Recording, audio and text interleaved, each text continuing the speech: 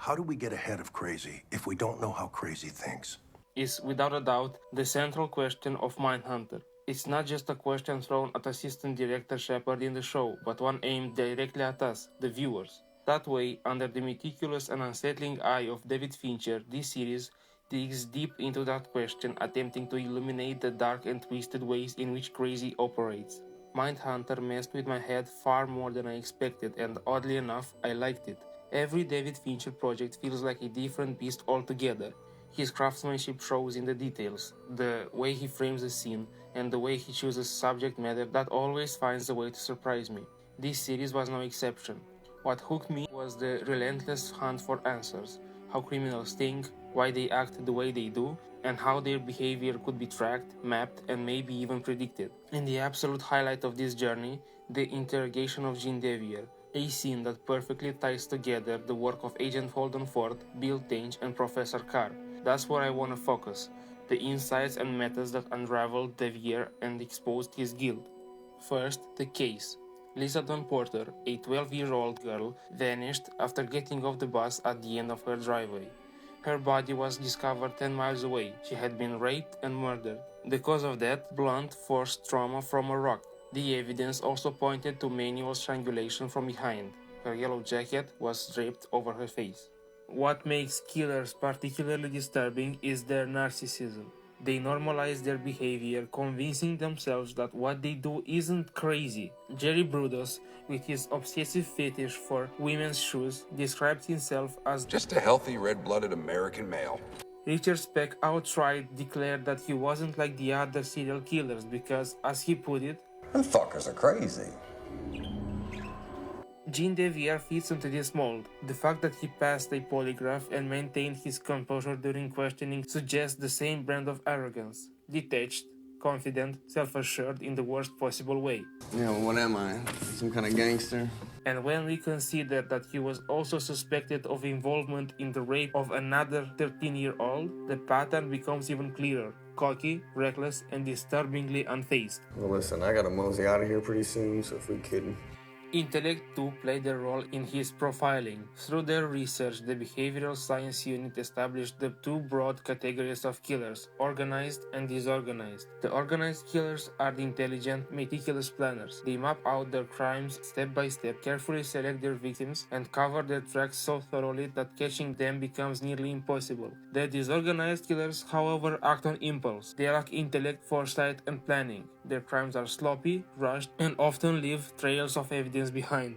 Examples of this type are scattered throughout the series. Montie Rissell murdered a girl because she resisted his attempt to rape her. Richard Speck killed 8 women and later shrugged it off with "'Cause it just wasn't their fucking night."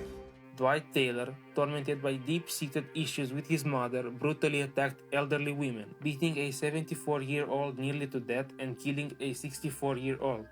As of Devier, little is revealed about his relationship with his mother, but the clues painted him as a disorganized offender. He works for a tree limit service. They said he spent a week on the Porter Street. Bingo. High school dropout. Was in the Army. Went AWOL.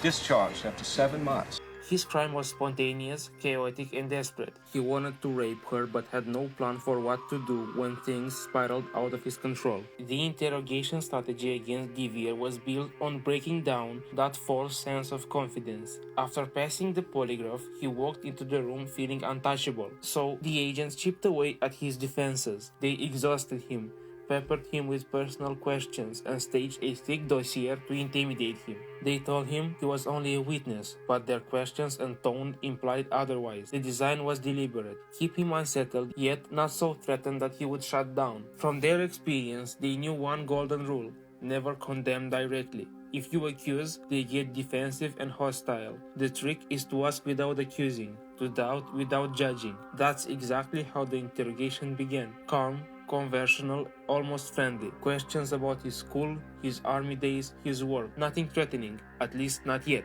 Then came Holden Ford, deploying his signature weapon, mind games. Richard Speck had already summed it up. Ford's tactic was to fuck with your head. Over the season, we witnessed Ford's transformation.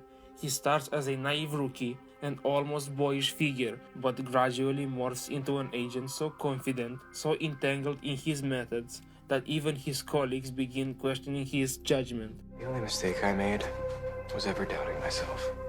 He discovers that mirroring the other killer's language, sometimes even using profanity or dark humor, creates a strange bond. Some killers respond because they feel flattered, others because they feel equal. During Devier's interrogation, Ford didn't go overboard with foul language, but he used an equally disturbing approach. He began talking about the murdered girl in the detached, objectifying tone of a killer. The effect was clear. It made Devier feel his thoughts weren't abnormal. Even the FBI agents seemed to think this way. Then Ford slipped in personal anecdotes laced with sexual undertones, carefully designed to lower Devier's guard and stir excitement. You gotta make it with that young pussy before it turns into mom.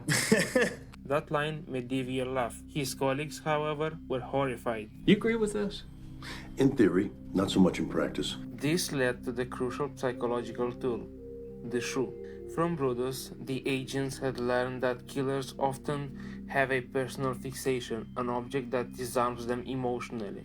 For Brudos, it was women's shoes. In Devier's case, the layers of this method became even more striking. First, they showed him Lisa's majorette uniform. It rattled him but didn't break him. He remained outwardly calm. But then came the real blow. Beneath her yellow jacket, they revealed the rock, the murder weapon, the very object he had used to crush her skull. The sight of it shattered his composure. Only he knew its true significance, and suddenly the secret lay exposed on the table.